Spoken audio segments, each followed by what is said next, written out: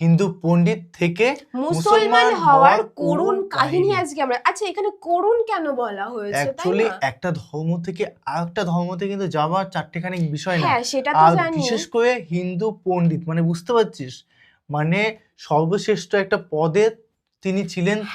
তিনি ওই ধর্ম থেকে আরেকটা ধর্মতে গেছেন, মানে এটা হিন্দুদের ভেতরে আমি যতটুকু জানি যে যারা হচ্ছে পণ্ডিত থাকে, হ্যাঁ, তারা সব থেকে উপরে থাকে, শ্রেণীতে থাকে, একদম উপর শ্রেণীতে। তো সেই পণ্ডিত হয়ে একজন মুসলমান মানে হওয়া একটা মানে চারটেখানি ব্যাপার না, সিরিয়াসলি। মানে আমি তো প্রচুর স্ট্রাগল করেছে হয়তো। আমি নিজেও বিশ্বাস করতে পারছি না, কারণ একটা হিন্দু পণ্ডিত মানে কিভাবে সম্ভব, সেটাই আমার মস্তিষ্কে আসছে। এর আগে কিন্তু আমরা অনেক শুনেছি, তাই না, যে হিন্দু ছেলে মেয়ে মুসলমান গ্রহণ করেছে, কিন্তু আজকে বিষয়টা পুরোই আলাদা, যে পণ্ডিত একজন পণ্ডিত মশাই তিনিও, মানে এটা আমার কাছে তো বিশ্বাস হচ্ছে না। আমার অবিশ্বাস্যকর একটা ঘটনা বলে মনে হচ্ছে। A to Z দেখবো যে বিষয়টা অ্যাকচুয়ালি কি হয়েছিল। A to Z হিন্দু পণ্ডিত থেকে মুসলমান হওয়ার করুণ কাহিনী, মাওলানা আব্দুল রহমান ব্যানার্জি। আচ্ছা, ব্যানার্জি, হ্যাঁ, তো ওনার ব্যানার্জি টাইটেল ছিল, সেটাকে একসঙ্গে মানে জয়েন করে ওনার নামকরণ হয়তো করা হয়েছে, যতদূর আমরা বুঝি। তো যাই না কেন, দেখবো। চ্যানেল যদি নতুন হয়ে থাকে চ্যানেলটি সাবস্ক্রাইব করে দেবে, পাশে থাকা বেল আইকনটা টং করে বাজিয়ে দেবে, একটা লাইক করে দেবে, আর মেন ভিডিও ডেসক্রিপশন বক্সে লিংক পেয়ে যাবে, চেক আউট করে নিও। তো চলো আজকের ভিডিওটি শুরু করা যাক। আমার জন্মস্থান বরিশাল পিরোজপুর। ও, বরিশাল। আমার বাবার নাম ছিল ব্যারিস্টার নগেন্দ্রনাথ ব্যানার্জি। আমার বাবার 3 ছেলে 3 মেয়ে। আমি ছেলে মেয়েদের মধ্যে ছিলাম 3 নম্বর তৃতীয়, আর ছেলেদের মধ্যে আমি 2 নম্বর দ্বিতীয়। তখন আমার নাম ছিল বাবু স্বপন কুমার ব্যানার্জি। আচ্ছা। হিন্দু সমাজটাকে রাজা বল্লাল সেন 4টা ভাগ করেছেন: ব্রাহ্মণ, ক্ষত্রিয়, বৈশ্য, শূদ্র। তো ব্রাহ্মণ হলো সবচেয়ে উপরে, কুলীন, আভিজাত বংশ। অর্থাৎ হিন্দুদের যত ধর্ম, কর্ম, মর্ম সব ব্রাহ্মণদের হাতে। তা ধর্মের ব্যাপারে, কর্মের ব্যাপারে যা বলবে তাই মেনে নিতে হবে। আর ক্ষত্রিয় হলো তারা যারা দেশ শাসন করে, আর বৈশ্য হলো তারা যারা চাষাবাদ করে, শস্য উৎপাদন করে, আর শূদ্র হইলে তারা যারা বাড়ি বাড়ি মানুষের গোলামি করে। কথাটা বুঝতে পারছেন? 4টা ভাগ করেছে। তো ব্রাহ্মণ চ্যাটার্জি, ব্যানার্জি, ভট্টাচার্য, মুখার্জি, এরা হলো ব্রাহ্মণ কুল শিরোমণি। এখন ধর্ম টিকাই রাখতে হবে, একজন পণ্ডিতের প্রয়োজন। সবাই চিন্তা করলেন আমাদের স্বপন কুমার কি পণ্ডিত বানাবো। এই চিন্তা, সেই কাজ। আমাকে কলকাতা নিয়ে গেলেন, তখন আমার বয়স মাত্র 7 থেকে 8 বছর। কলিকাতায় গিয়ে তাল পাতায় লেখাপড়া করি, ওইটাই পাঠশালা, ওইটাই প্রাইমারি। এরপর হাই স্কুল, কলেজ পাশ করে ধর্ম রক্ষার্থে, ধর্মীয় জ্ঞান অর্জনার্থে কলিকাতায় অবস্থিত খর্দাহতে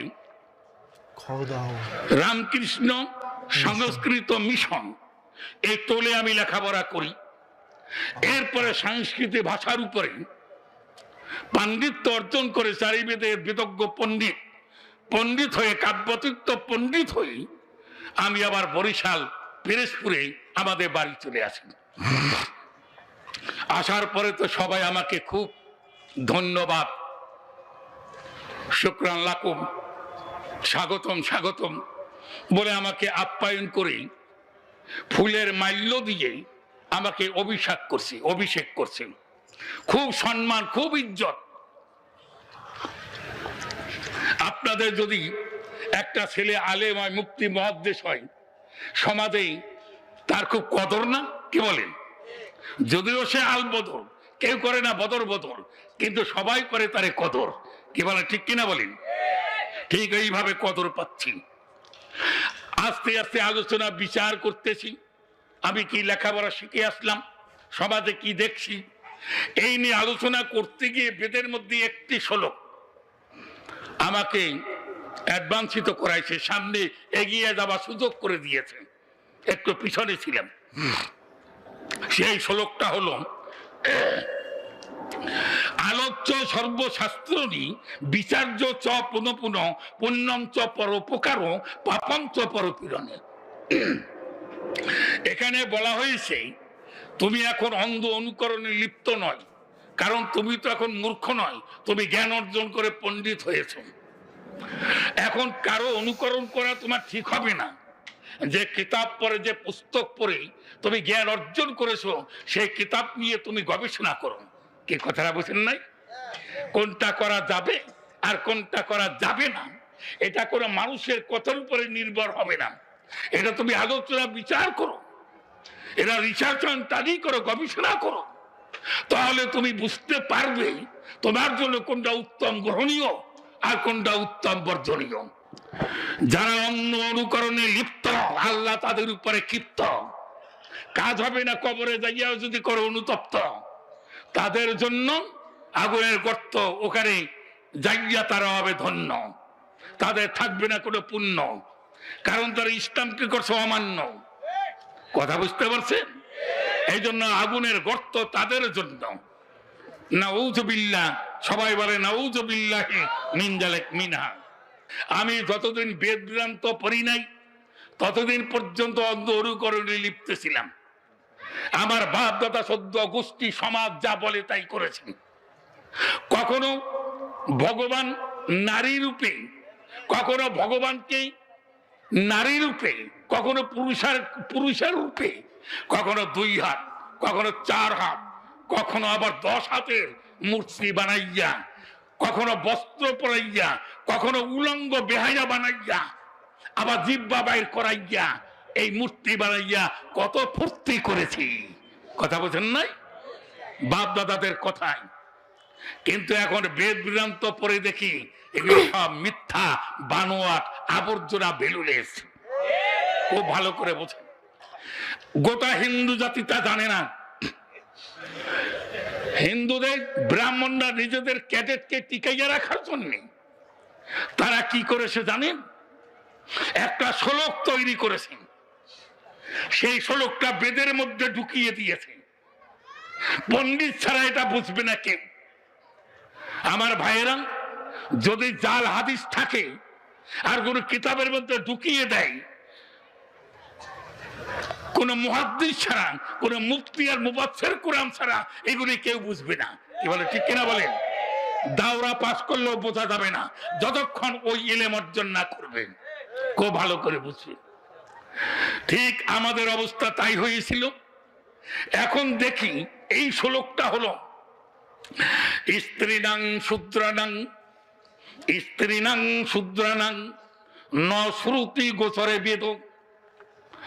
স্ত্রী লোক আর যত পুরুষ ব্রাহ্মণ ছাড়া যত নারী আর পুরুষ হিন্দু, এদের বেদের নিকটে যাওয়া তো দূরের কথা, বেদ শ্রবণ করিতেও পারিবে না। এরকম একটা অর্ডিন্যান্স জারি করে দেওয়া হয়েছে। স্ত্রীনাং শূদ্রানাং ন শ্রুতি গোচরে বেদ। এক ব্রাহ্মণ ছাড়া, ব্রাহ্মণ্যবাদ ছাড়া, ব্রাহ্ম সমাজ ছাড়া আর যত হিন্দু নারী পুরুষ, তারা বেদ চক্ষু দিয়া দেখা তো দূরের কথা, বেদ তারা কানেও শুনতে পারবে না। ধর্মের বাণী ওরা যদি বেদ চক্ষু দিয়া দেখে, চোখের মধ্যে সীসা গালিয়ে দাও, আর যদি কান দিয়ে ধর্মের বাণী শোনে, কানের মধ্যে সীসা গালিয়ে দাও। এই ভয়তে এরা বাঘের চাইতো, সাপের চাইতো আরো বেশি ভয়। এই ভয়তে কোন হিন্দু সমাজ তারা বেদের জ্ঞান অর্জন করতে পারে না। যদিও এই দুনিয়ার ইংরেজি বাংলা শিক্ষা অর্জন করতে করতে সে ডিগ্রি পাস করেছে, অনার্স শেষ করেছে, মাস্টার্স কমপ্লিট করেছে, ডক্টরেট ডিগ্রি লাভ করেছে, লেখাপড়া শেষ করেছে, এত যোগ্যতা এক্সপিরিয়েন্স থাকা সত্ত্বেও সার বেদ দেখার অধিকার নাই। ব্রাহ্মণ যা বলে তাই। কি ভাই, কথাটা বুঝতে পারছেন? আমি হিন্দু থাকতে যখন এইগুলি দেখলাম, আল্লাহ লাখো লাখো শকর, লাখো লাখো শকর। আমি যদি আজকে ক্ষত্রিয় বৈশ্য শূদ্রের ঘরে জন্ম হতো, তাহলে আমি অন্ধ অনুকরণ ধর্মগ্রন্থ থেকে দূরে ছিটকিয়ে থাকতাম। অন্ধ অনুকরণে লিপ্ত হতাম। আল্লাহ আমাকে ব্রাহ্মণের ঘরে জন্ম দিয়েছেন, তাই আজকে বেদ পড়ার অধিকার পেয়েছি। জোরে বলে আলহামদুলিল্লাহ। আমার বয়স যখন 8 বছর, তখন আমাকে গুরু মন্ত্র দিয়েছিল, গুরু মন্ত্র, মূল মন্ত্র। সেই মন্ত্র আমাকে যখন ডান কানে দেয়, আমাকে বলছে, হে স্বপন কুমার, এই যে তোমাকে মন্ত্র দিলাম, খবরদার, হুঁশিয়ার, সাবধান, এই মন্ত্র জীবনে কাউকে তুমি বলিও না। এই মন্ত্র যদি প্রকাশ করে দাও, তোমাকে নরকে যেতে হবে, জাহান্নামে যাইতে হবে। আর যদি এই মন্ত্রটা গোপন করে রাখো, তাহলে তুমি স্বর্গে যেতে পারবে, তুমি বেহেশতে যেতে পারবে। আমার বাপ দাদার সুবহানাল্লাহ, এখন আমার বাপ দাদারা কি আর, আমার বাপ দাদারকে মিথ্যা বলতে পারি? কোন জায়গায় সুবহানাল্লাহ নাউজুবিল্লাহ কোন লাগে, নিজে নিজে কবেন না, আমি কইয়ে দেবো, এই সময় কবেন।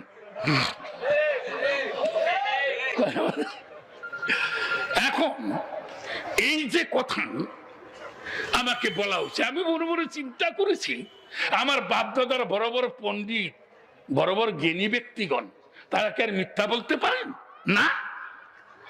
তাদের কথা শুনে আমি এতদিন পর্যন্ত এই মন্ত্র গোপন করে রেখেছি। হিন্দু ধর্মগ্রন্থ বেদ, এই বেদ 4 ভাগে ভাগ করা, আর ঋক, সাম, যজু, অথর্ব। তবে ঋক, সাম, যজু, অথর্ব বেদ প্রথম কার্য সমাপন করে পণ্ডিত হয়েছি, আর পাণ্ডিত্য অর্জন করেছি লাস্টের যে বেদ, অথর্ব বেদ। এই অথর্ব বেদের 21 নম্বর শ্লোকে আমি দেখতে পেলাম, এই মন্ত্র যদি গোপন করে রাখো, নরক ছাড়া উপায় নাই, জাহান্নাম ছাড়া উপায় নাই। আর এই মন্ত্র যদি প্রকাশ করে দাও, তুমি স্বর্গে যেতে পারবে, তুমি বেহেশতে যেতে পারবে। এইবার বলেন আলহামদুলিল্লাহ। আমার নামের শেষে ব্যানার্জি, কি বলে? ইসলামে কোন জায়গায় ব্যানার্জি নাই, আছে? তবে আমি কেন দিলাম, উনি প্রশ্ন করেছেন আপনাদের সবাইকে জানাবার জন্য, আমাকে পরীক্ষা করেছেন। ব্যানার্জি আমার নাম নয়, ব্যানার্জি হলো আমার বংশের পরিচয়, আমার বংশ পদমর্যাদা। অতএব ইসলাম কিন্তু বংশের মর্যাদা দিয়েছে। যেমন আপনি যদি ছেলে মেয়ের বিবাহ দেন বা করান, তাহলে মা বাবা আগে কি দেখে? কুফু। কি দেখে? এই কুফুর মধ্যে একটা শর্ত হইল বংশের পরিচয়। এ কথাটা বুঝে যাচ্ছে? এই জন্য আল্লাহ নবীর পালিত পুত্রের নাম কি ছিল? জায়েদ ইবনে হারেসা। হারেসা ছিটুর কাশ নমশূদ্র, সে মুসলমান হয়েছে। অন্যান্য মুসলমানদেরকে মুআল্লাবাতি করব, ওদেরকে আকর্ষণ করার জন্য একটা ভালো মেয়ে দিতে হবে, উচ্চ বংশের মেয়ে দিতে হবে। এ হলো নিম্ন বংশের। ইসলাম গ্রহণ করছে, ভালো বংশের মাইয়া দিবে। মাইয়া তালাশ করতে করতে দেখে আল্লাহ নবীর আপন ফুফাতো বোন জয়নব কোরাইশি, তার লগে বিয়ে দিচ্ছে। কিন্তু এ হলো লোয়ার কাস্ট, আর হায়ার কাস্ট। কাজে কাস্তে কাস্তে মিল করে না, তালাক হয়ে গেছে। তখন আল্লাহ নবী তার পালিত পুত্র বধূকে এবং তার ফুফাতো বোনকে তিনি বিবাহ করলেন। সবাই বলে আলহামদুলিল্লাহ। আচ্ছা, ইসলামে 2টা দাদা, একটা হারাম দাদা আর একটা কি, না না না, হালাল দাদা। তো কাজে হালাল দাদা তাকে বলে যার বংশের পরিচয় আছে, আর হারাম দাদা তাকে বলে যার কোনো বংশের পরিচয় নাই। তা ব্যানার্জি রাখার অর্থ হলো, ওরা যেন সবাই যেন বুঝে যে আমার ব্যানার্জি রাখার অর্থ আমার বংশের পরিচয় আছে। কাজে আমি হারাম দাদা নয়, আমি 100% আমি হালাল দাদা। আর সবচেয়ে বড় কথা হলো, এখানে আলেম ওলামা যারা আছেন বা দূর দূরান্তে যারা আছেন, তারা শুনতেছে, তাদের কাছে জিজ্ঞাসা করে দেখবে যে কি আমি 2জন সাহাবার নাম উল্লেখ করি। একজন আবু যর আল গিফারি, আর একজন আবু মুসা আল আশআরি। গিফারি বংশ পুতুল পূজার বংশ, আশআরি বংশ পুতুল পূজার বংশ, ইরানের পাহাড়ের পাদদেশে। কিন্তু আল্লাহর নবীর সময় তারা ইসলাম গ্রহণ করেছে। আল্লাহর নবী যদি নামটা পৌত্তলিপীয় অগ্নি পূজার হয় তা পরিবর্তন করে রাখছেন, কিন্তু তার বংশের পরিচয় কখনোই গোপন করেন নাই। এই জন্য হাদিসের রাওয়ায়াতে আপনারা দেখবেন আবু জার আল কিফারি, আবু মুসা আল আসাদ, কি ভাই কথা বলছেন আমার ভাইয়েরা? হিন্দুরা মনে করবে ও নমশূদ্র অথবা বৈশ্য অথবা লেখাপড়া জানে না, অভাবে অনটন সে মুসলমান হয়েছে। দেখাও তো আমাদের করে ব্রাহ্মণ পণ্ডিত মুসলমান হয়েছে কিনা, তাহলে আমাদের বলার কিছু নাই। তাই তাদেরকে বুঝাবার জন্য ওরা তারা আমার বক্তান না করে, এই জন্য যদি ব্যানার্জি থাকে তাহলে হিন্দুরা বুঝবে এই কিন্তু ব্যানার্জি মুখার্জি চ্যাটার্জি আমাকে ব্রাহ্মণ, যাদের কথায় ওঠা বসা করতাম, কাজে এত নমসূত্র নয়, চল চল আমরা তার কাছ থেকে কিছু ধর্মের তত্ত্ব নিয়ে আসি।